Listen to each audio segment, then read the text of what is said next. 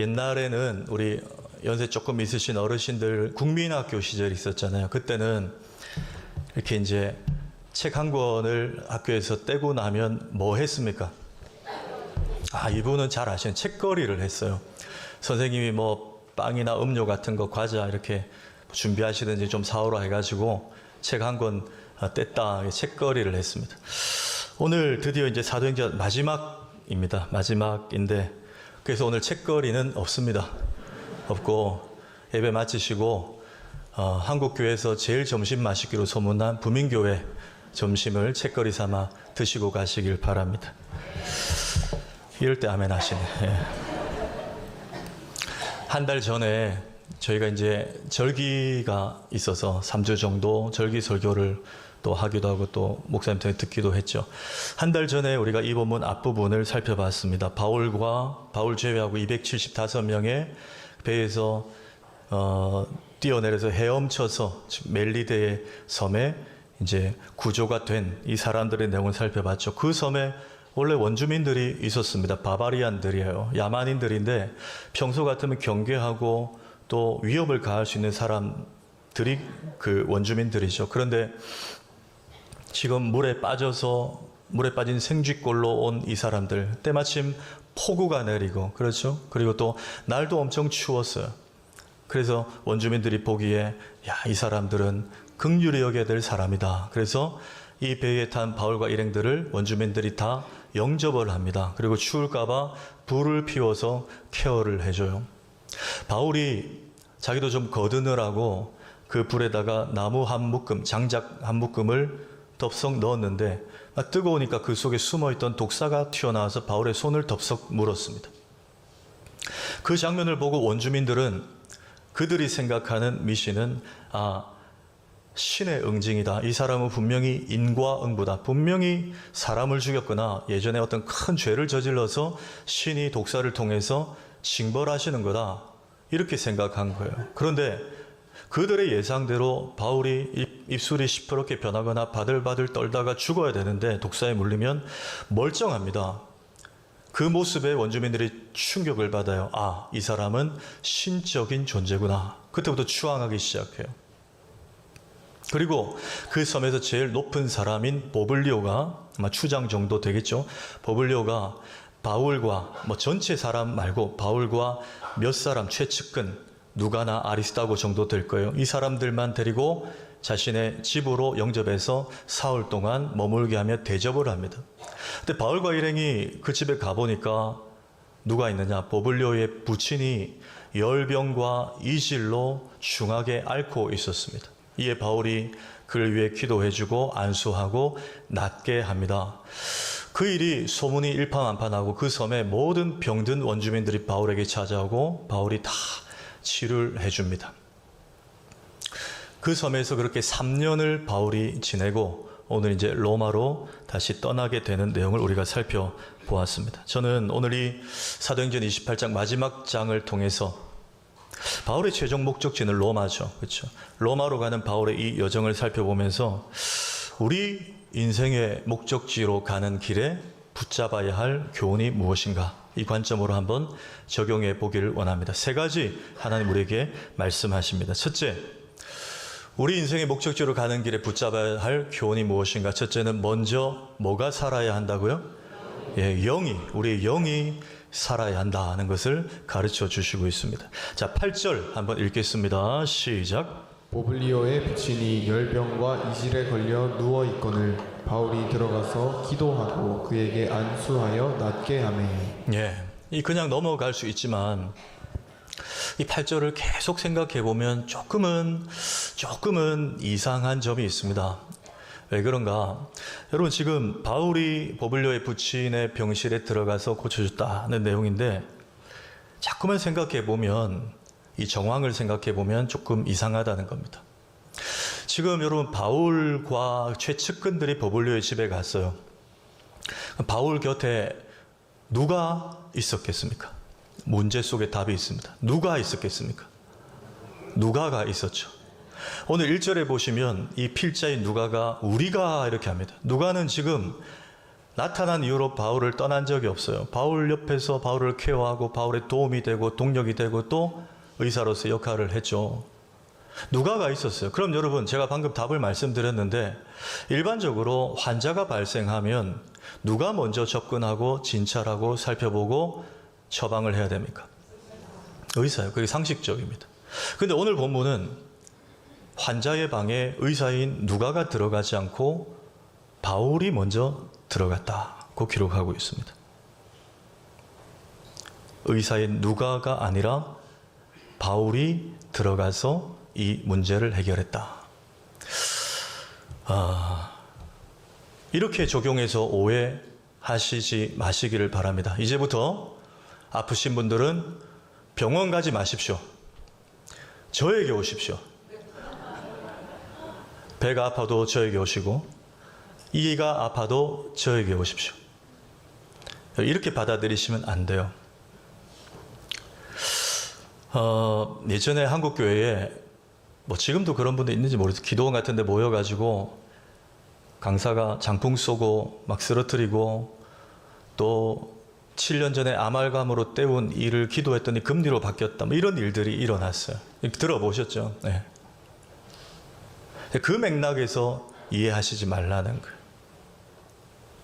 여러분, 성경은 우리가 병이 걸렸을 때 어떻게 해야 될지 정확한 지침을 주시는데 야고보서 5장 14절에 제가 읽습니다. 너희 중에 병든 자가 있느냐? 그는 교회 장로들을 청할 것이요 그들은 주의 이름으로 기름을 바르며 그를 위하여 기도할지니라.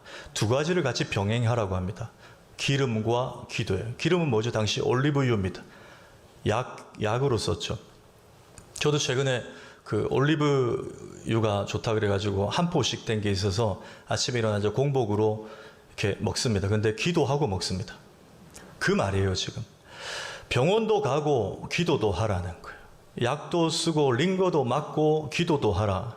그게 여러분, 하나님 백성들이 병을 만났을 때 해야 할 태도요 지침이라는 거예요. 자, 그러면 오늘 보볼료의 부친이 열병과 이질로 앓고 있는데 의사인 누가가 일반적으로 들어가는 게 먼저 이렇게 좀 진찰하고 살펴보는 게 정상적이지만 왜 오늘은 특별히 바울이 들어가서 이 문제를 해결했는가? 저는 하나님이 보시기에 이 멜리데 섬에 장악하고 있었던 영적인 권세 때문이라고 생각합니다. 하나님은 멜리데 섬에는 일단 육적인 접근보다 영적인 접근이 필요했다는 거예요. 여러분, 아까 바울이 독사에 물렸을 때 멜리데서 사람들이 뭐라고 했습니까? 이것은 분명히 신이 이 사람이 뭐 잘못을 했으니까 응징하는 거다. 그런 미신적인 것들에 압도되어 있는 곳이 멜리데 섬이었습니다. 그래서 하나님은 영적으로 이 문제를 바라보신 거예요. 마가복음 2장에 보시면 네 친구가 나옵니다. 이 네 친구가 자신의 친구가 중풍병에 걸려서 고침을 받아야 되는데 예수님이 계신 그 집에는 엄청난 인파 때문에 뚫고 들어갈 수 없어요. 예수님께 접근할 수 없는 상황이었습니다. 이에 네 친구가 중풍병 자기 친구를 둘러매고 지붕 위로 올라가죠. 지붕을 뚫어서 도르의 원리로 예수님 앞에 다이렉트로 친구를 데리고 옵니다.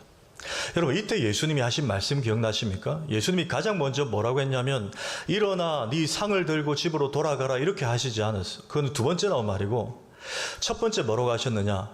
너의 죄 사함을 받았느니라 그랬어요.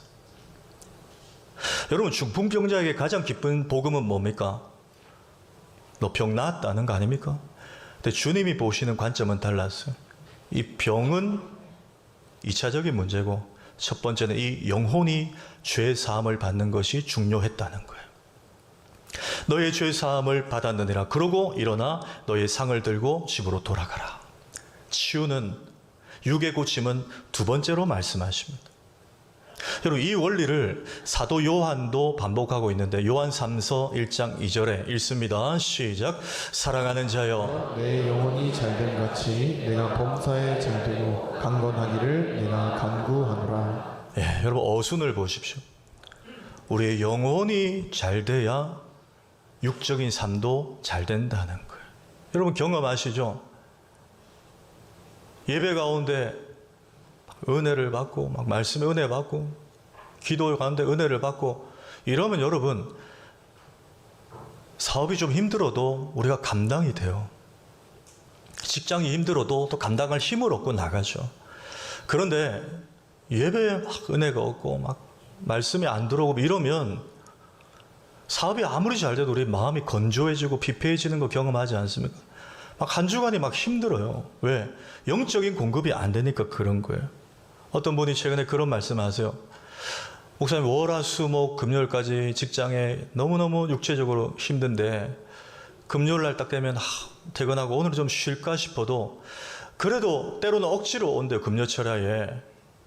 근데 와서 찬양하고 기도하고 부르짖고 때로는 울고 이렇게 하니까 야, 영이 살아나니까 내 육체의 한계를 뛰어넘는 은혜를 주시더라. 그 고백을 저한테 하시더라고요. 여러분, 그 원리입니다. 우리 영이 살면 육의 문제는 자연스럽게 감당되어지는 거예요. 이 은혜를 경험하시길 축복합니다. 오늘 우리 2부 예배 나오신 성도님들도 삶의 문제가 여러 가지 있는 분들 계실 거예요. 근데 여러분 꼭 기억하십시오. 우리 일상의 직장의 사업에 그런 육적인 문제라고 늘 육적으로만 접근하면 안 돼요. 때로는 누가보다 바울을 초청해야 될 때가 있습니다. 바울이 들어가야 해결할 수 있는 일들이 있어요. 영으로 바라보시라는 거예요. 내 영혼이 살아날 때 육은 웬만한 것들을 막 따라오는 거예요. 그래서 여러분 뭐가 중요합니까?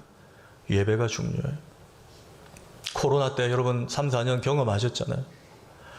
처음에 부산에 터졌을 때 이 손바닥만한 스마트폰에 예배 막 제가 어느 권사님들 집사님들은 울었대요. 한 주, 두 주. 어쩌다가 이런 일이 일어난 현장 예배 못 오니까. 여러분 이거 망하니까 편하던가요? 나중에 힘들어지지 않던가요, 여러분? 예배가 막히니까 힘들어지는 거예요. 삶이 막 이게 지금 뭐 하는 건가요? 주일날 현장 가서 예배 드리던 이 당연함이 막혀버리니까 너무너무 힘들다는 거예요. 그래서 여러분, 그러면 안 계시겠지만 나는 주일 예배에 종종 빠져도 별 문제 없다 하는 분 계신다면 그렇게 살아가는 게 기적이에요. 그것은 문제 없는 게 아닙니다. 하나님을 믿고 있는 게 아니라 자기 신앙을 믿고 있는 거예요. 문제가 있는 거예요. 문제가 있는 거예요. 어떻게 예배에 우리의 영혼이 회복이 안 되는데 제대로 한 주간을 살아갈 수 있단 말입니까? 여러분, 다음 한 주간 아니 남은 생에 우리의 영이 회복되도록 몸부림치시길 축복합니다. 그것 때문에 때론 제가 강조하는 거예요. 수요일, 금요일 어떻게든 우리의 영이 회복돼야 여러분 한 주간 이 세상을 살아갈 수 있는 거예요. 그 은혜가 임하기를 축복합니다. 두 번째는 우리 인생의 목적지로 가는 길에 붙잡아야 될 두 번째 교훈은 하나님 사명을 잊지 말라 하십니다. 늘 사명을 잊지 말고 살아라. 8절 하반절부터 11절 앞부분까지 제가 앞에 조금 줄였는데 제가 읽습니다. 바울이 낫게 하매 이러므로 섬 가운데 다른 병든 사람들이 와서 고침을 받고 후한 예로 우리를 대접하고 떠날 때에 우리 쓸 것을 배에 실었더라. 석 달 후에 우리가 그 섬에서 겨울을 난 알렉산드리아 배를 타고 떠나니 그랬습니다. 지금 바울은 어떻게 보면 일약 스타, 그렇죠? 멜리데 섬의 VIP가 된 겁니다. 사람들의 병을 기도하는 족족 다 고쳐주니까 그 원주민들이 완전히 막 바울을 추앙했어요. 보십시오. 후한 예로 대접을 받았어요. 3개월 동안 막 모자람 없이 최고의 대우를 3개월 동안 멜리데 섬에서 받았습니다. 여러분 제가 한 달 전에 앞부분 멜리데 섬 설교할 때 여러분 기억나십니까? 지금 멜리데가 그 6개의 섬으로 이루어진 몰타 반도, 몰타 제국이라 그랬죠. 제주도의 한 7분의 1 정도 된다 그랬어요. 근데 그게 당시에 로마 황제 시대에 페니키아 사람들을 유배를 보냈어요. 이 몰타 섬에. 이 페니키아 사람들이 살면서 이 섬의 이름을 지은 게 멜리데라는 발음입니다. 근데 그 뜻이 피난처예요. 피난처. 사실 바울과 일행들에게는 유라굴로를 만나서 엄청 고생한 이들에게는 3개월 동안 이 멜리데가 피난처 아닙니까, 여러분? 얼마나 아무 걱정 없이 쉼을 누릴 수 있는 곳이었어요. 그런데 여러분 바울이 참 인간적으로 위대한 것이 딱 석 달 채워지고 나서 이제는 떠나야 된다는 거예요. 저 같으면 좀 더 있고 싶었을 것 같아요. 왜? 로마로 가면 어떻게 될지 자기가 이미 예언을 받았지 않습니까? 어떻게든 좀 늦게 가고 싶지 않을까요? 그런데 석 달 후에 멜리데를 떠나니라. 다시 배를 타고. 여러분, 아직 로마는 한 80km 남았어요. 지중해상. 유로글로라는 광풍을 또 만나지 않는다는 보장이 있습니까? 더 센 폭풍우를 만날 수 있습니다. 근데 그 길을 또 배를 타고 출발하는 거. 왜일까요? 바울의 최종 목적지는 멜리데가 아니라 로마였기 때문이에요. 다시 말하면 바울이 하나님께 받은 부르심에 대한 사명은 로마에 가서 복음 전하다 죽는 게 바울의 최종 목적지이자 사명이었기 때문입니다. 사명을 다시 기억한 거예요. 영광의 복음, 수치의 복음이라는 책이 있습니다. 이 책은 20세기 최고의 강해 설교자인 처음에 영국의 왕실의 궁중 의사였던 마틴 로이드 존스 목사님, 마틴 로이드 존스 목사님이 목회하시던 교회가 영국의 런던의 웨스트민스터 채플인데, 그 교회에 목사님이 은퇴하시고 후임으로 온 목사님이 R.T. 켄달이라는 목사님입니다. 그 목사님이 쓴 책이에요. 근데 이 R.T. 켄달 목사님이 그 교회에 부임하고 조금 적응을 한 후에 종종 설교 준비를 하고 시간이 나면 런던 시내에 가서 노방전도를 하셨답니다. 그게 이제 소문이 났는데, 그러다 보니까 막 반대하고 반발하는 사람들이 생겼어요. 누구냐? 런던 상가연합회 회장과 회원들이 아니고 그 웨스트민스터 교회 교인들이 반대를 했다는 거예요. 왜 반대했을까요? 우리 교회는 지금껏 그런 교회가 아니라는 거예요. 20세기 최고의 강해 설교자인 마틴 로이드 존스 목사님의 강해 설교를 통해서 말씀으로 탄탄하게 빌드업된 교회가 우리 교회인데, 왜 담임 목사님이 격떨어지게 거리에 나가서 노방전도하고 있냐는 거예요. 우리 교회랑 안 맞다는 거예요. 여러분, 그들이 안주하고자 했던 멜리데는 어디죠? 그냥 설교 듣고 아멘하고 말씀 좋다 그러고 그냥 은혜 받는 자리에만 머물려고 한 거예요. 전혀 멜리데 밖을 바라보지 못했던 것입니다. 여러분, 예수님이 베드로와 요한과 야고보 세 제자만 데리고 변화산에 올라가시죠. 그때 예수님은 중간에, 그리고 양옆에는 엘리야와 모세가 구름 위에, 이 세 분이 막 천국의 모습 같은 황홀한 모습으로 막 변모하는 모습이 연출이 돼요. 베드로가 그걸 보고 지상에서는 볼 수 없었던 광경이기 때문에 완전히 넋이 나가서 자기가 뭘 말하는지도 모르고, 주여 여기가 조선, 여기서 초막셋을 짓고 여기서 영원히 삽시다라고 말합니다. 그랬더니 주님은 대꾸도 하지 않으시고 빨리 채비를 챙겨서 산 아래로 내려가십니다. 내려갔더니 어떤 일이 벌어지고 있었죠? 나머지 9 제자들이, 한 아버지가 아이를 데리고 왔는데 이 아이가 위험한 아이예요. 귀신 들리고 간질병이 걸려서 밤낮 없이 위험한 깊은 물에 뛰어들고 훨훨 타는 불에도 뛰어드는 그 아이였어요. 근데 제자들이 못 고쳐낸 거예요. 예수님은 산 위에서 그걸 다 아시고 속히 내려가자고 하신 거예요. 여러분, 그 장면이 우리에게 시사하는 교훈은 무엇입니까? 우리가, 여러분, 예배 중요해요. 주일 예배 중요해요. 그러나 예배만 드리고 있기를 원하지 않는다는 거예요. 은혜만 받고 머물고 있기를 원하지 않으신다는 거예요. 말씀만 듣고 지적인 만족만 누리며 사는 그리스도인 되지 말라는 거예요. 예배 드리고 은혜 받고 말씀 받았으면 산 아래 삶의 현장으로 들어가라는 겁니다. 요즘 다음 세대, 우리 젊은이들부터 어린 자녀들 한번 보십시오. 진화론, 아니 창조 진화론을 가르치고 있고, 동성애를 인권이라고 가르치고 있고, 이게 지금 물인지 불인지 들어가면 죽는지도 모르고 분간도 못하고 인권 아니냐 막 이러고 있는 이 세대들에게 예배만 드리고 있지 말고, 예배 제대로 드렸으면 그 예수 그리스도의 복음의 능력 들고 산 아래로, 세상 속으로, 직장으로, 불신 가정 속으로 들어가라는 거예요. 그게 사명이라는 거예요. 그게 로마로 가야 될 이유라는 것입니다. 여러분, 오해 없이 들으시기 바랍니다. 혹시 직장에서 예수 믿는 사람들끼리 모여서 신우회 같은 거 조직한 분들 계시잖아요. 또 대학 캠퍼스나 또 중고생들도, 요즘 초등학교도 있다 그러던데 뭐 기도 모임 같은 거 모임하는 친구들이 있대요. 1차적으로 너무 귀하고 너무 칭찬받아 마땅할 일입니다. 그런데 그와 동시에 꼭 기억해야 될 것도 있어요. 그거 한다고 직장에서의 내 직무를 소홀히 하면 안 됩니다. 그거 한다고 공부 소홀히 대충 하면 안 돼요. 여러분, 우리의 삶의 원리는 문화와 전통이 아니라 수천 년이 지나도 성경이 우리의 삶의 기준이 되어야 함을 믿으시기 바랍니다. 성경에 보면 하나님이 우리가 일상에서 어떻게 살아야 될지, 직장, 학교에서 어떻게 처신해야 될지를 정확하게 가르쳐주고 있는데, 골로새서 3장 22절 한번 읽습니다. 시작. 종들아, 성전들에게 순종하되 사람을 기쁘게 하는 자와 같이 눈가림만 하지 말고 오직 주를 두려워하여 성실한 마음으로 하라. 네, 여기 잘 보십시오.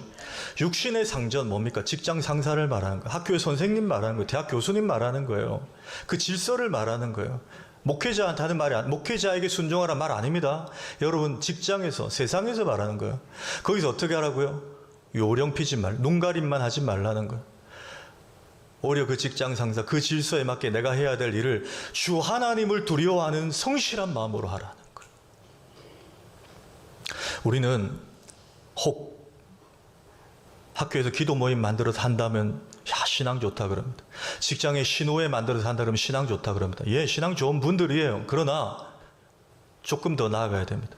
그게 진짜 신앙 좋은 게 아니고요. 세상 속에서 하나님 두려워하는 마음으로 내가 해야 할 일들을 성실하게 감당하는 게 진짜 신앙이네요. 그게 여러분 우리의 사명지입니다. 우리의 사명은 교회에 있지 않아요. 교회 밖에 있습니다. 오늘 일부에 새 가족이 등록하셨는데 우리 교회 한 권사님이 운영하신 가게 바로 옆집 가게예요.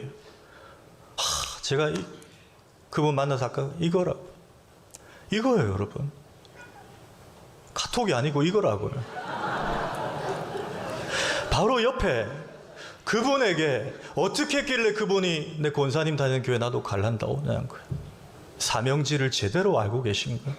혹 어떤 분은 저에게 그런 말씀도 하세요. 목사님, 우리 교회도 어느 교회처럼 그 교회는 매일 뭔가 프로그램이 있대요. 매일 무슨 프로그램, 문화센터, 있대요. 우리도 그런 거 하면 안 돼요. 그런데, 여력이 되면 할 수 있죠. 그런데 여러분, 매일 교회에 오는 게 좋은 건 아니에요.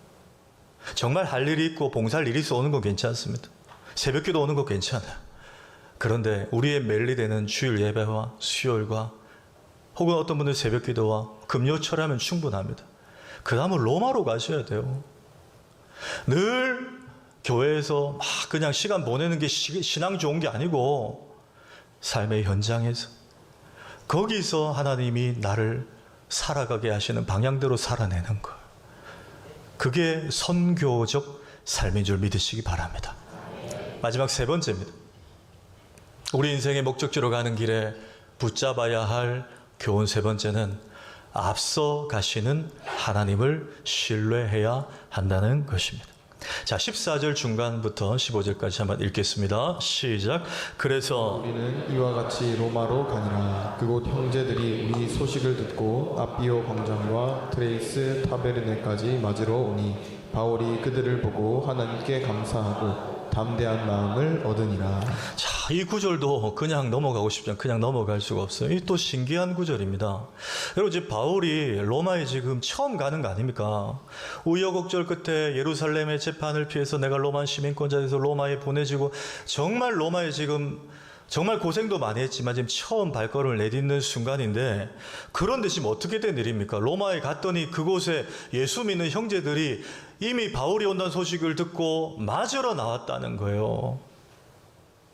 저만 놀랍나요? 놀라운 장면이에요, 여러분. 이게 어떻게 된 일일까요? 사도행전 2장 우리가 살펴봤죠. 2장에 가시면 오순절 성령 강림의 현장으로 한번 가보십시오. 거기 가보시면 마가 요한의 다락방에 세계 각처에서 유대 교도들이 막 모여오잖아요. 그렇죠? 명절 지키려고. 그런데 그 나라들 지명에 대한 기록들이 있는데 사도행전 2장 8절에서 10절까지 제가 읽습니다. 우리가 우리 각 사람이 난 곳 방언으로 듣게 되는 것이 어찌 됨이냐. 우리는 바데인과 메데인과 엘람인과 또 메소포다미아 유대와 갑바도기아 본도와 아시아 부르기아와 밤빌리아 애국과 및 구레네 가까워 리비아 여러 지방에 사는 사람들과 로마로부터 온 나그네 곧 유대인과 유대교에 들어온 사람들도 있었다는 거예요. 이 사람들이 이 당시는 하나님만 믿는 유대교도들이었는데 와서 예수의 복음을 듣고 성령을 받고 방언도 하고 은사를 받고 다시 로마로 돌아가서 이제 시간이 좀 지났죠. 바울이 오늘 28장에 로마의 첫 발걸음을 내딛는 순간에 이미 바울이 온다는 소식을 듣고 바울을 맞이하러 나와 있었던 거예요. 그런데 여러분, 참 이 감격이 느껴지는 게 바울이 오늘 이 형제들을 만나고 나서 어떤 반응을 보입니까? 15절에 한번 보십시오. 바울이 그들을 보고 하나님께 감사하고 담대한 마음을 얻으니라. 이 말은 바울이 담대한 마음이 좀 없었다는 거잖아요. 불안하고 초조했습니다. 지금 로마에 처음 발걸음을 내딛는 바울의 입장에서 얼마나 두려웠겠어요. 어떤 일이 벌어질지 이미 예견됐는데 아는 사람도 없고 낯선 지방에. 그런데 딱 로마에 갔더니 자기는 생각지도 못했는데 이미 복음을 받고 예수 믿는 형제들이 바울 선생님하고 맞이하러 나와 있는 거예요. 여러분, 얼마나 소름 끼칩니까? 하나님, 저대로 하나님 감사합니다. 저는 생각지도 못했는데 하나님은 늘 저보다 앞서가시는 분이시군요. 미리 이 사람들을 심어 놓으시고 제가 불안해하고 초조해할까 봐 이 동력자들을 붙여주셔서 저를 이렇게 담대하게 회복시켜 주시는군요. 하나님 감사합니다. 이 고백인 거예요. 여러분, 사도행전을 마무리하면서 꼭 기억하십시오. 하나님은 이렇게 늘 우리보다 앞서 가시는 분이십니다. 이거 여러분 확실히 믿으면 내 앞에 일어난 일들이 당장에 해결이 안 돼도 우리는 초조해하거나 조급해할 이유가 없어요. 왜? 하나님은 내가 보지 못하는 곳까지 이미 다 보고 계시거든요. 그 하나님만 믿으면 됩니다. 그러면 한 걸음 한 걸음 말씀대로 가기만 하면 되는 거예요. 이 이야기를 드리고 마치겠습니다. 공식적으로 우리나라에 최초로 오신 선교사님은 아펜젤로와 언더우드 두 분입니다. 여러분 아시죠? 아펜젤, 언더우드. 언더우드 선교사님 통해서 세브란스 병원, 정말 유익한 그런 대한민국의 영적도 정말 필요한 그런 인프라가 많이 생겨났죠. 저 두 분은 참 훌륭한 분들이에요. 저분들이 언제 오셨느냐? 1885년 식목일 4월 5일에 인천 제물포항을 통해서 들어오셨어요. 그런데 특히 저 언더우드 선교사님이 어느 정도 사역을 하신 후에 그분의 일기장이 기독교 역사 사료에 발견됐는데 일기장에 이런 대목이 있습니다. 내가 세례를 준 조선 사람들은 내가 전도한 사람들이 아니라 이미 성경의 교훈을 받아 신앙생활하고 있던 사람들에게 내가 세례를 주었노라. 이렇게 기록을 하고 있어요. 여러분 좀 이상하죠? 저분들이 아펜젤로, 언더우드 두 분이 한국에 처음 복음 들고 오신 분들인데 저분들이 오기도 전에 이미 성경의 교훈을 받아 신앙생활하고 있던 사람들이 있었다고 언더우드 선교사님이 기록을 하고 있다는 거예요. 신기하죠? 어떻게 된 일일까요? 1885년 4월 5일에 저 두 분이 오시기 10년 전 1875년에 저 만주 땅에 스코틀랜드의 존 로스라는 선교사님이 이미 만주 땅에 들어가서 선교를 하고 계셨어요. 그런데 저 만주 땅에서 존 로스 선교사님이 누구를 만났느냐? 한국인 서상윤 씨를 만납니다. 저분이에요. 저분을 만나서 조선말을 배우게 되고 아까 존 로스 선교사님이 누가복음과 요한복음을 조선말로 저렇게 번역을 하게 됩니다. 예수 성경 전서. 저게 최초의 한국어 번역본이에요. 저 성경을 가지고 서상윤 씨가 먼저 1885년 전에 두 선교사님이 조선 땅에 들어오기 전에 먼저 국내로 들어와서 성경을 배부하기 시작합니다. 자, 그러니 이해가 되시죠? 조선인들 중에 아펜젤로와 언더우드가 우리 나라에 복음 들고 들어오기도 전에 이미 성경이 먼저 들어와서 일부 조선인들은 야소라 그랬죠. 야소가 누구지? 하나님이 누구지? 십자가가 뭐지? 읽으면서 예수에 대해 알기 시작했고 또 혹 어떤 이들은 믿음도 가지게 됐다는 거예요. 그리고 아펜젤로와 언도드가 들어왔을 때 복음을 전했더니 많은 사람들은 아니지만 일부 사람들이 나 예수 아오, 나 예수 믿기로 했어 하는 분들이 이미 준비되어 있었다는 거예요. 여러분 오늘 이 바울이 찾아갈 로마의 이런 일과 비슷하지 않습니까? 저는 저 글을 보면서 이런 마음이 들었어요. 하나님이 이전부터 이 조선을 너무나 사랑하셨구나. 하나님이 세상을 이처럼 사랑하사가 아니고 하나님이 이 조선 땅을 이처럼 사랑하사 독생자를 주셨으니 이는 그를 믿는 자마다 멸망하지 않고 영생을 얻게 하려 하심이라. 하나님이 대한민국을 이렇게 사랑하셨구나. 뿐만 아니라 여러분 기억하십시오. 하나님은 지금도 이 나라의 민족을 열렬히 사랑하고 계십니다. 제가 이 말씀을 드리는 것은 이제 6월 3일이면 대통령 선거일입니다. 29일부터 사전투표, 이제 이번 주 중부터 투표가 시작돼요. 생각은 다 다르실 거예요. 제가 정치 이야기 하자는 거 아닙니다. 그러나 이 이야기는 꼭 드려야 되겠습니다. 여러분, 너무 걱정은 하지 마십시오. 왜? 하나님이 이 나라 이 민족을 예로부터 지금까지 너무나 사랑하고 계십니다. 하나님이 붙들고 계신 나라가 이 땅 이 민족이에요. 그렇다면 그 하나님이 준비된 자들을 이미 예비하신 줄 믿으시기 바랍니다. 하나님 반드시 이 나라를 버리지 않고 이번에 이 아픔을 통해서 이 혼란을 통해서 다시 이 나라를 회복시켜 주실 것입니다. 왜? 우리가 믿는 하나님은 이미 우리보다 앞서 가고 계시는 분이니까. 아울러 우리 교회와 우리 모든 가정과 우리 모든 개인과 우리 모든 청년들과 다음 세대의 자녀들, 그들의 앞날도 기도는 하시되 염려하지 마십시오. 하나님 앞서가고 계십니다. 그리고 늘 선한 길로 인도해 주실 것입니다. 오늘 사도행전 28장으로 사도행전 강해를 마무리하지만 여러분 사도행전은 28장까지밖에 없지만 이 사도행전을 통해서 여러분들이 은혜 받으셨다면 여러분 다음 주부터는 여러분 각자의 사도행전 29장을 기록하며 사시기를 주님의 이름으로 축원합니다. 오늘 제가 이제 마지막에 대통령 선거를 앞두고 하나님 이 나라를 지금껏 사랑하셨으니 지금도 사랑하고 계시고 앞으로도 사랑하실 것이다 그랬습니다. 앞서가신 하나님, 우리가 금요철야 때 나라와 민족을 위해 기도할 때 이 찬양을 꽤 많이 불렀는데요. 이 땅에 동과서 난가 성령의 새바람 이 땅에 불어오소서. 마지막에 이 땅에 하나님 영광 거하는 그런 나라 되게 하소서. 하나님 영광 비추는 그런 나라 되게 하소서. 여러분 이번에 이 일을 통해서 하나님 정말 앞서 일하고 계셨구나 우리가 고백할 수 있도록 기도하는 마음으로 우리 이 찬양을 한번 올려드리겠습니다.